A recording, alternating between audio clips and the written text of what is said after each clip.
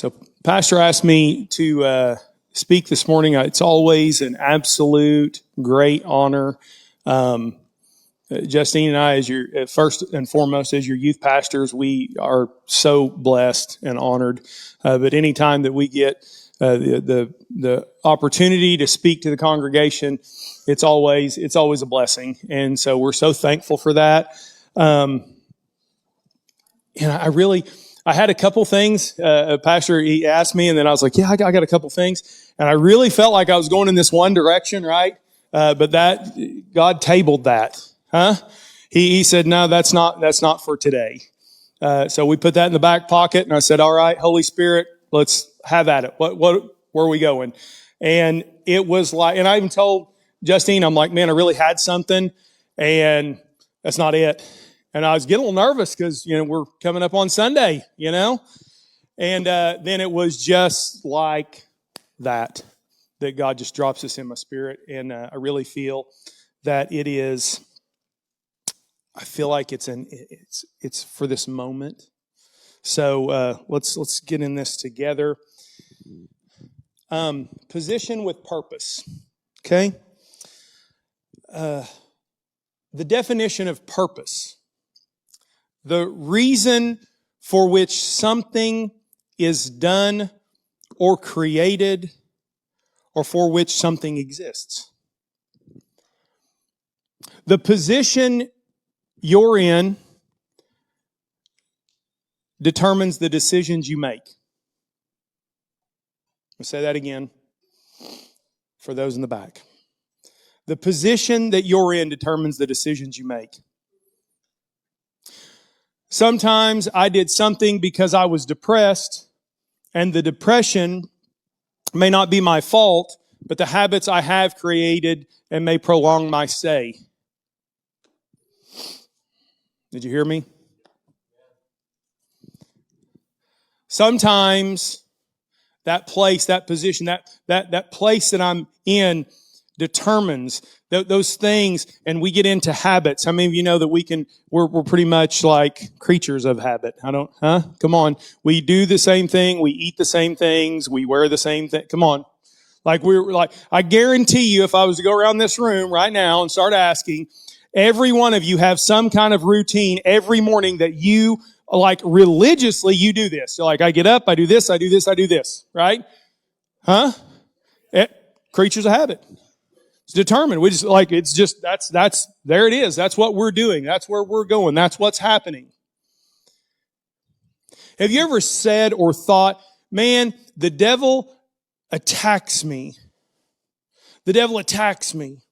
He just keeps on attacking me. Have you ever started to, and yes, that's absolutely true. Guess what? The devil, I know this is like headline news here, that the devil hates you. I know. You didn't know it. Now you know it. Now, listen, that's clear. It's all out in the open now. He can't stand you. Doesn't like you. He doesn't like how you look, how you dress, how you walk, how you talk. He don't like anything about you. He don't like your spouse. He don't like your marriage. He don't like your kids. So let me tell you something. The devil's not a good guy. He's just not.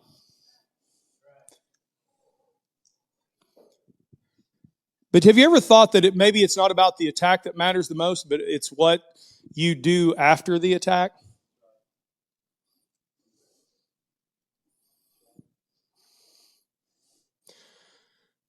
Anybody like boxing or UFC now? Huh? UFC fans? I like UFC. I feel like boxing's kind of making a comeback now too. Okay, all right. Great fighters, no matter how great they are, they get knocked down.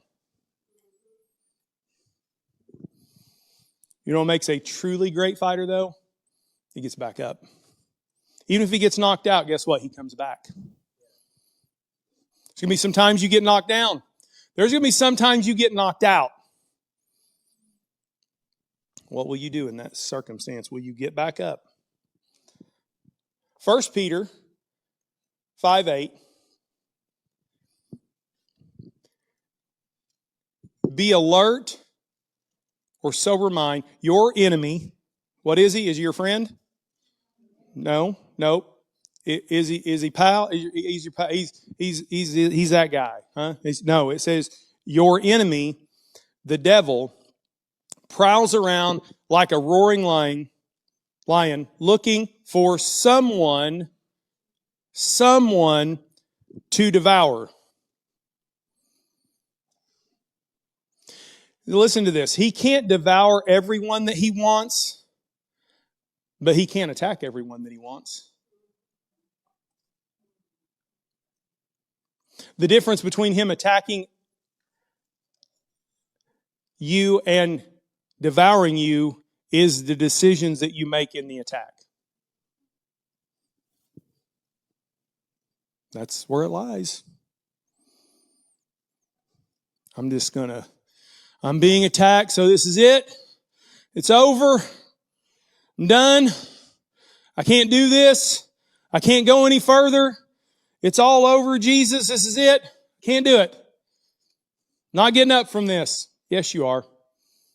It just depends on how long you want to stay in the valley. Some of us pitch a tent. Some of us build a house. Some of us live there. If I come up to you, start talking to somebody about it, and they will tell you everything bad that's going on. I mean, everything. Every single, what's going on in your life? Well, do you have some time? Because I'm getting ready to lay it out for you. Huh?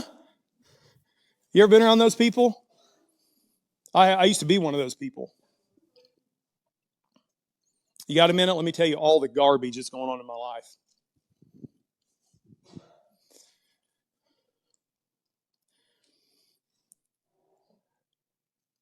My wife, God bless her, she, as we kind of came into the new year,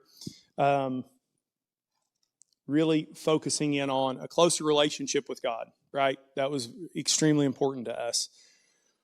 For our family, for our children, for our home, for the young people, it was extremely important. Our relationship with God was above and beyond anything. And so how many of you know that sometimes you need close people around you to tell you things that are sometimes difficult to swallow? I didn't want to hear it. Some of the things she sat down and told me, I didn't want to hear. I didn't like it. I wasn't jumping for joy and doing backflips over it. I wasn't like, oh, absolutely, high five. But as she was conveying to me the things in my life, right, I knew she was right. And so now listen, you ever heard the old saying, old habits are hard to break? They 100% are. And the devil listened and heard her speak to me, and he's like, oh, you think you're going to change, huh? Oh, you think you're not going to worry? Oh, okay, cool. Here, let me do this. Let's see if you revert back to your old. Let's see if you just dive back into that old way, that old habit, that old place. Had a decision to make, didn't I? Had a decision at that moment with that thing. Some started out small, some have been bigger. And let me tell you something, they escalated. I'm not going to go into all of it, but they escalated exponentially fast. Like from something like this big to something that's major.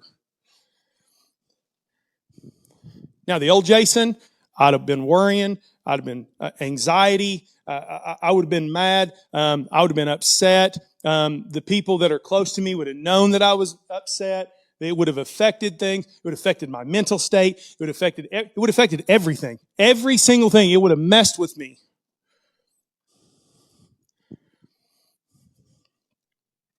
But I decided to reposition myself. And so I would get up and I would get in my truck and I would start it, get ready to go to work, get ready to go do my thing. And I would just start praying. And I'd say, God, you know everything. You know things beyond me. My wisdom is nothing. Yours is everything. I give everything to you. I love you. I refuse to even allow this to be a thing in my life. And I'm giving all this. And I bound the devil's hands. And I just started speaking life over every situation. And you know what started happening? Things started changing. And dominoes started to fall. And those little things I started to stand upon and thought, man, here it is. This is it. And the devil's like, okay, cool. I just threw a little bit at you. How about if I do this? How about if I do this? Let's see how much you're going to stand in this. Now, I'm not saying that I've made it, right? But I can assure you of this. Those things hit me, and I may have this split second of like, and then I go back to the Father. And I'm like, God, you know. The devil can attack you. He can't devour you. So when you feel anxious, who do you go to? When you feel sad, who do you speak to about it? When you feel overlooked, do you retaliate or do you bring everything to God? So I want to speak about Joseph's life, and I know we've all heard the story, so I'm going to really quickly break everything down and just go quick. I know we got a Chiefs game today.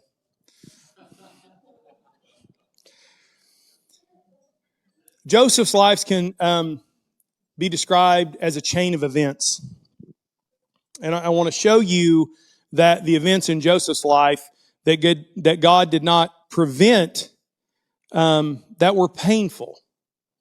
How many of you understand in here that we are going to go through some things? I tell the young people this all the time. I'm like, no matter what, where your age is, where you're at right now, whether you go through some things at this age or whether you go through some things at this age, I assure you there are some things that's going to happen in your life that you are going to go through. It's just going to happen. I mean, I wish I could tell you that it's all like sunshine and roses. I'd be lying. You're going to go through some stuff. Some things more difficult than others. So how many would you say that you think that maybe, just maybe, Joseph kind of had, But here's the thing. God didn't prevent the things that were going to be painful in Joseph's life, but that positioned him for his purpose, and a purpose that he could really never imagine. So he has this dream, and he tells his brothers the event. Like, he's excited about it. He's like, yeah, well, man, I had this vision. Man, God comes to me, he shows me this dream. Like, yeah. How do you think his brothers responded to that? Huh? Yeah. You ever went to your sibling with something? Huh? Sometimes siblings aren't the greatest to go to, are they? Sometimes they're like, what? They get mad about his Gucci coat.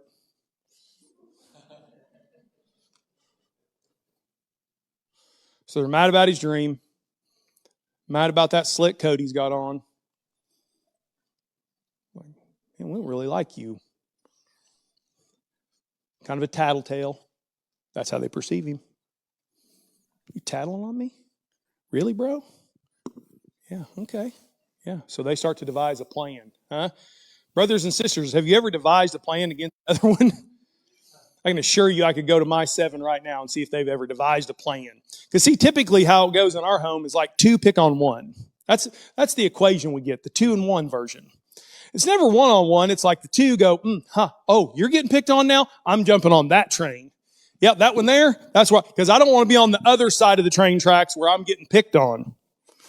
So right now, what's just bad about that is Owen is on the other side of the tracks. Trust me. So we have older children that are out of the home. So you could go from Gabe and Isaac, right?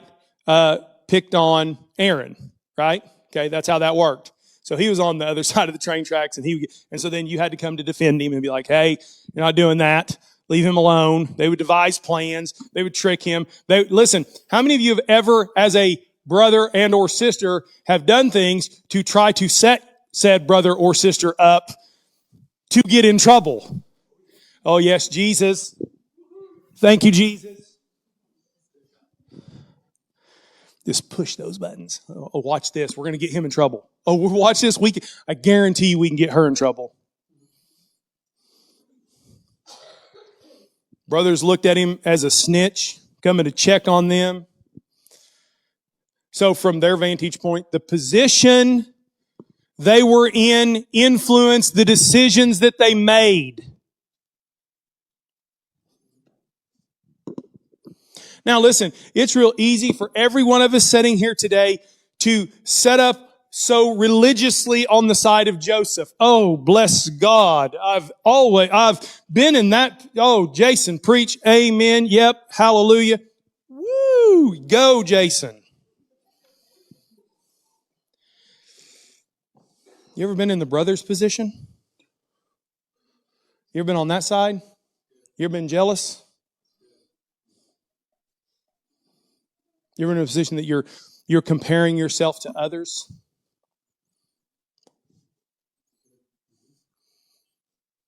Watch, here. I'll pick on me. I won't pick on you. I'll pick on me. It's easier. My wife and I own a roofing company, right? We do fairly well. God has blessed us, and it's all about God. I assure you, it's God. And then I'll see other moments where I'll see other companies, and they're doing well. Now, guess what I should be doing? Rooting for them. Good job. Great. Awesome. I go, really? I'm just telling the truth here. Come on. Are you so holy? Okay, good. I'm glad. I'll get saved later, okay? I said it's a work in progress, people. I didn't say I'd made it, okay? The Bible's pretty clear, though. In Proverbs, it says not to compare yourself to others because it's not wise. Doesn't say it's evil. Doesn't say it's like against. It just says you're not wise. You're doing dumb stuff. I'm doing dumb stuff, right? When I do that, I'm doing dumb stuff. God's going, really? I bless you, and then you're going to not going to watch that commercial. Click. Don't need to listen to that on the radio. No, just me? Okay, all right, good. I'm glad it's just me. We get one brother out of the bunch for Joseph that says, listen, the brothers divide. Listen, now I hope none of you've ever gotten to this point. Lord Jesus, help us. Let me look. That you devised to kill you're like, oh yeah, let's do away with old brother or sister here. Even though you may listen, my brother chased me around with a knife one time, though. Let me tell you. I don't remember if I deserved it. I don't feel like I did, but I got chased around with one. I don't feel like he got punished either, did he? Yeah, not near enough. Not near enough. Reuben is the only brother, the only one that says, listen, let's not kill him. Let's just sell him. Let's get some money out of him. Let's not kill him. Let's push him in a pit and sell him. 20 shekels sounds good. We'll split that. Go down to the dollar store and get something.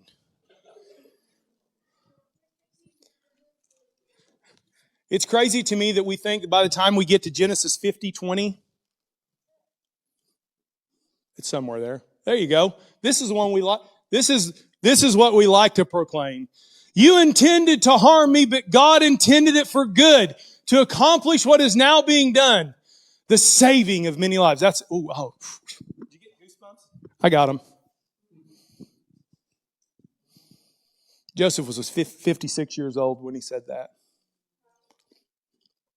He was sold into slavery when he was 17. Purpose. He went through almost 40 years to get to the point where he understood the events of his life. God, I don't know. Why aren't you doing it today?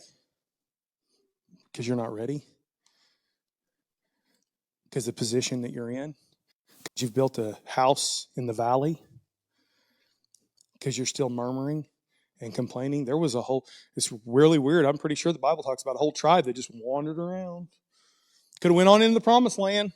A few days journey. Nope. Years and years and years. God, how dare you just continue to feed us and water us every day? Is this thing on?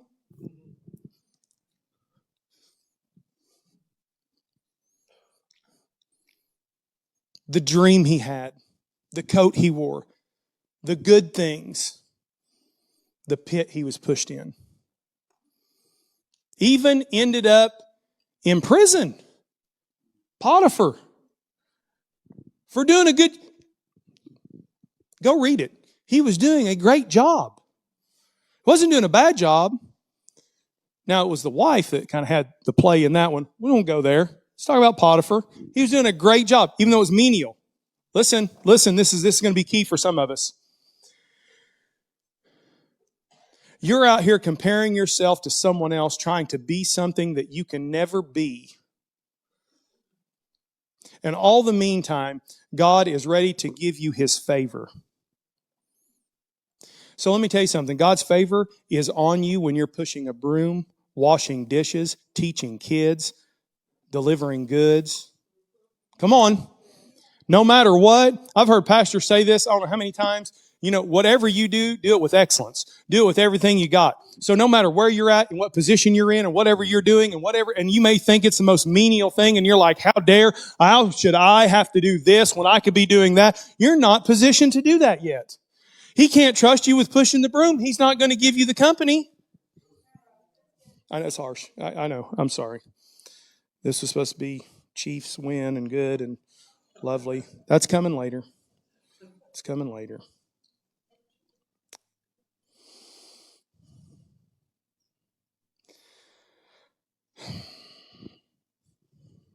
Everything that Joseph did in Potiphar's house drew attention because God's favor was still on him. You're out here comparing yourself, trying to be something that you can never be. Come on, that you can never be. When you understand that God's favor is on you, two things will happen in your life. One, it makes you humble in high circumstances and hopeful in low.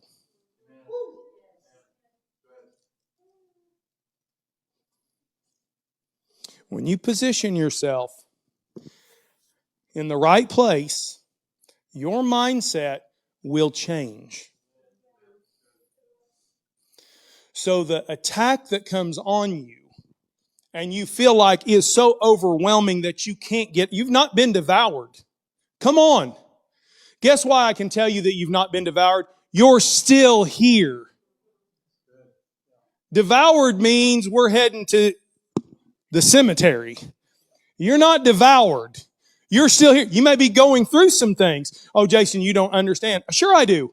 I understand to a level. I may not understand exactly what you're going through, but you may not understand but guess what? It's just an attack. That's all this is. And when we start to see it, I told the young people one night, I got this rope, and I think I told this story before, but I got a rope, huge, massive rope. Went all the way around the inside of the building with this rope, right? Went the whole way. I took this little small part of the rope right here, and I tied like a fluorescent tape or something on the very end of it. I picked that up, and I said, this is your life here on earth. The rest of it's eternity. I don't think I'm ever going to get through that. What about eternity?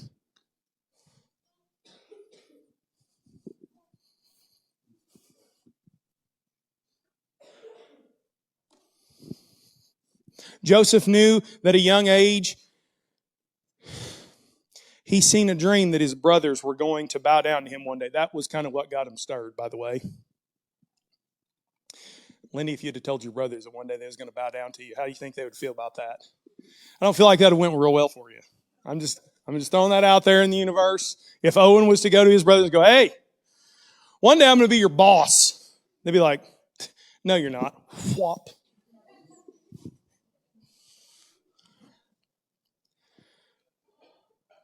Here's the crazy thing. God shows him this dream, right? He shows him this dream. He runs over.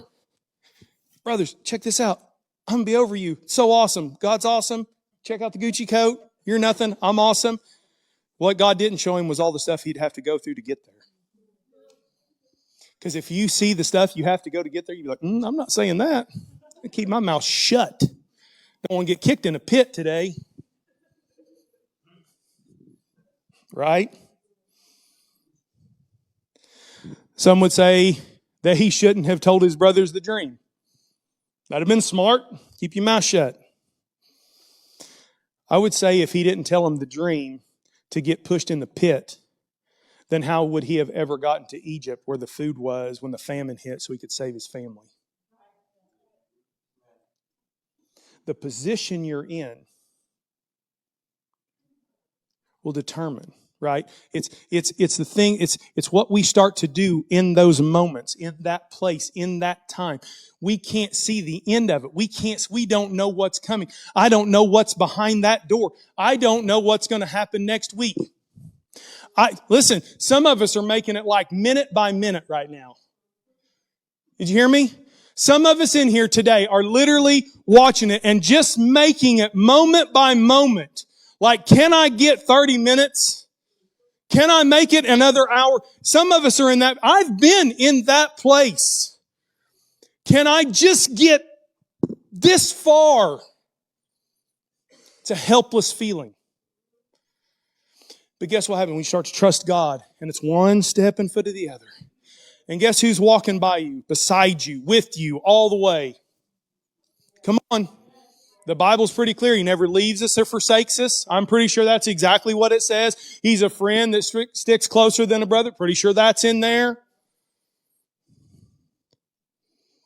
God's favor is on you. You may not understand why you are going through what you are going through today, but you have to trust God that there is a plan and that you still have favor.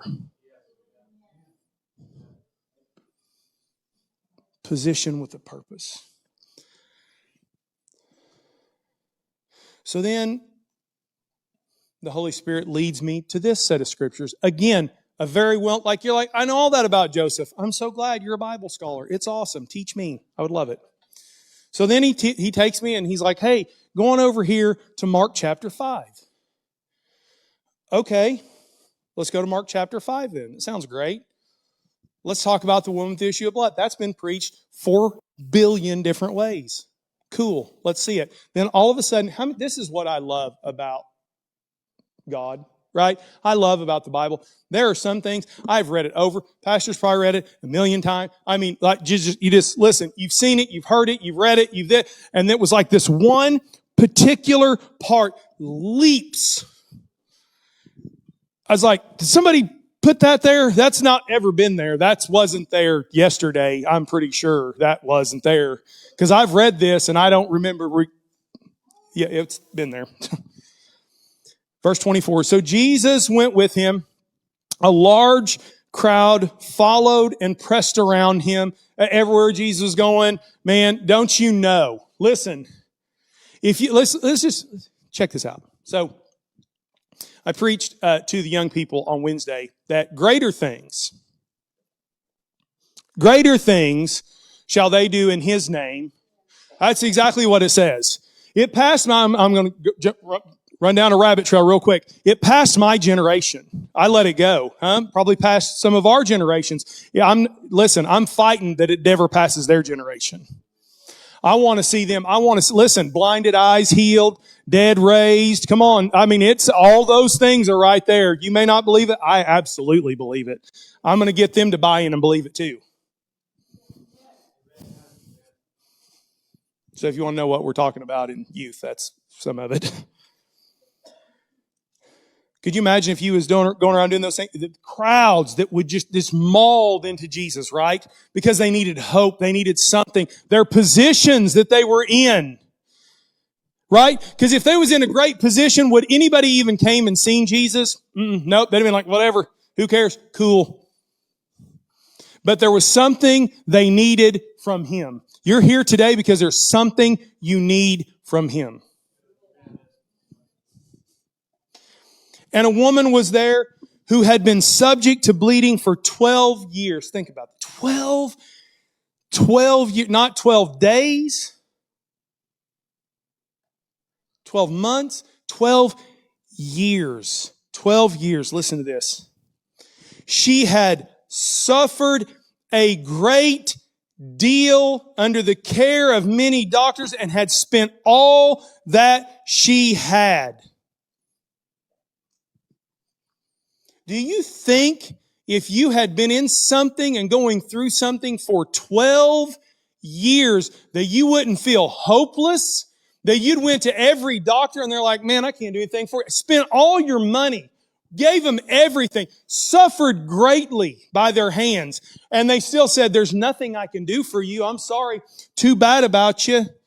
You think that you'd feel a little hopeless. You think that your position may be not in a great place. You think you may be depressed. You think you may have anxiety. Huh? Absolutely.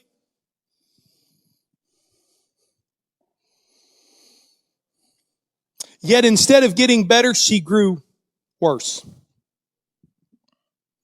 Listen, this is where this is it, where it changes. You listen, out of everything that I said today, you have to grasp this right here. You have to get this. When she heard about Jesus, she came up behind him in the crowd and touched his cloak. Everybody thinks, oh, that's it. There it is. That's what they think. That's not it. Verse 28 is where it's at. Because she thought. Hang on. I know. I get it. I had that blank look too. Because she thought, if I just touch his clothes, I will be healed. She didn't say it to nobody.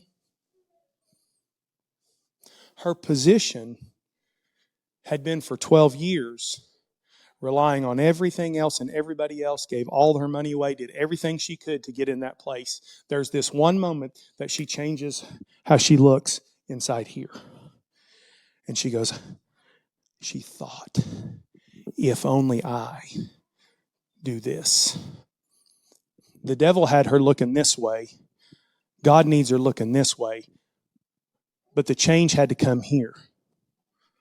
There's a lot of you sitting here today that don't know how you're going to get over the things that you're going through and in your life, and it's all right here. Your biggest battle is in between this ear and that one.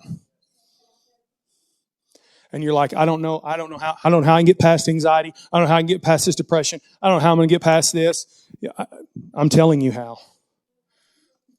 The woman with the issue of blood had 12 years of it, that she had given everything. She had bought all the pills. She had been online. She got all the stuff. She did everything. She just did, and just kept getting worse. But in verse 28, because she thought, in verse 29, immediately her, wait. So you're telling me that if I change the way I think about myself, it doesn't say 2 weeks later. It doesn't say Jesus said, I'm going to write this script for you. It doesn't say that Jesus said, listen, go home. It doesn't say Jesus said, run around the block 3 times. It doesn't say patting your head, rubbing your tummy. It doesn't say, it just says immediately her bleeding stopped and she felt in her body that she was freed from her suffering. At once, Jesus stops, realizing that the power had went out of him. Nothing he did. Do you understand this? Jesus didn't say anything. Do you get that? He didn't say have this miraculous, here's some mud and slapping in your eyes and hey, Lazarus, come on out. No, he didn't say a word. It was her. It was the position that she took, believing in him. All you need to do is realign your position.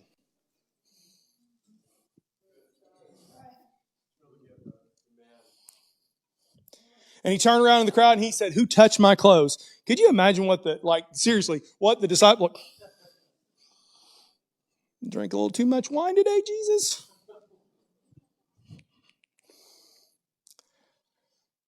What do they say? You see the people crowding around you, Jesus, like you see, and you're going to say, who touched me? Jesus kept looking. Then the woman, knowing what had happened to her, listen, Jesus kept trucking. Who touched who?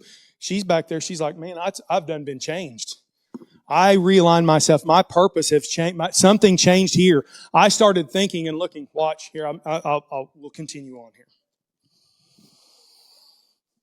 This woman had suffered for 12 years, done everything she could. Verse 28 comes because she thought. She changed the way when we change the way we think and the position ourselves, we will start believing the truth over the lies. But the doctor told me this. The doctor said I needed that. This person says this. That person says that. But online told me this. Don't ever ask Google anything, by the way. If you're ailing in any way, if you go to the Google, it's bad. You're dying. If you go to the Google and type anything like my face itches, your whole face is going to fall off. Google will tell you that.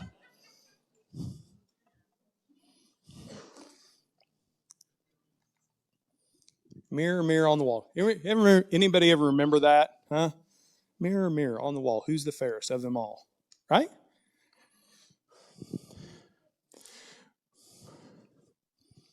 I perceived myself in a way for a long time in my life, a long time, that I wasn't good enough. I wasn't smart enough. That my past determined my future. That the person that I was, and a lot of you know who I was. It's okay. I know who I was too. It wasn't good. That doesn't determine who I am today. Because I repositioned myself. And even now, my wife had to come to me and say, hey, dummy. I think I got this. No, I'm just kidding. The knot did not come from my wife. No, and she didn't call me a dummy. She probably has called me a dummy. Not this time. And she came to me and she said, hey, some things in your life's got to change. Well, bless God, how dare you? That's that pompous stuff. I didn't do that. But I listened to her. Because guess what? She has my best interest. Right? Why? Because my best interest is her best interest, which is our children's best, which is our family's best interest.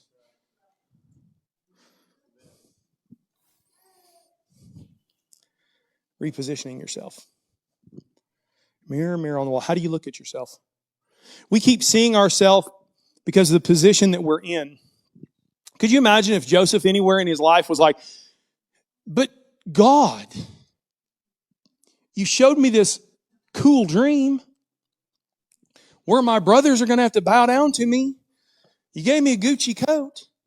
Like, seriously, I could get maybe like 1 year, getting kicked in the pit, maybe a year in jail or something, or a year, 40 years? 40 years. 12 years she had been suffering. Our position continues to determine our decisions. We're like the woman with the issue of blood, spending all that we have, all of our energy, listen, not money, listen, all of our energy, all of our emotions, all of our talents, trying to be something that we was never meant to be, and wondering why it continues to fail.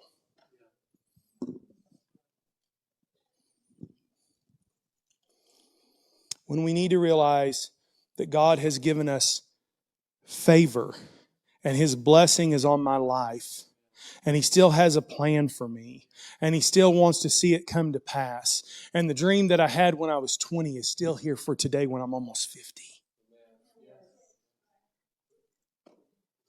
That's why when Lenny said that this morning, and I just thought, and I just clearly seen a table, and I saw an empty chair with my name on it, and I thought, man, I should have been there years ago. But guess what? God's like, listen, it's cool. I saved your spot. I got your back. I seen the future. Listen, I may have let the dream die. God never did. Stand to your feet with me.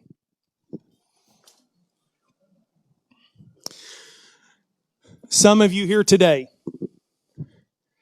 maybe, listen, I go to the mirror, I look at myself in the mirror, I'm not happy with myself. Like, listen, I can lose weight, I can, and which You know, listen, I could lose weight. I wish I could grow hair. Yeah, there's a lot of things, right? Okay? Is what it is. Now let's look at that spiritual mirror for a minute. And we start to look in that spiritual mirror and we start to see that and we go, man, I'm too old. I can't do that now because I'm too old. Man, I can't do that because I'm too young. But that person over there is way smarter than me. That person over there, they went to Bible college. Look at the talents that person has. I don't have those talents. Look at that. Look what they can do. And we keep comparing ourselves to people that have their own calling. And God the whole time is looking at us and going, hey man, I got a dream for you. I got a plan for you. I've got a calling for you. I've got something for you. You may be standing here today and you may have let your dream die. And you say, that time's passed. That ship has sailed, Jason. It is not for me. Somebody else is going to have to pick up that mantle. That mantle's not for somebody else. It's still yours. Now, can God give a mantle that's like that? Absolutely. But guess what? The calling on your life is exactly that. It is yours. And God just doesn't go, give me that. There you go. That's not how that works. Now, you may drop the calling. You may drop the mantle. You may say, no, okay. I did. And then God went and picked it up. And He dusted it off. And He said, I know. You'll be back. And when I did, He came and handed it to me. Because it's mine. No respecter of persons. Would you bow your head with me?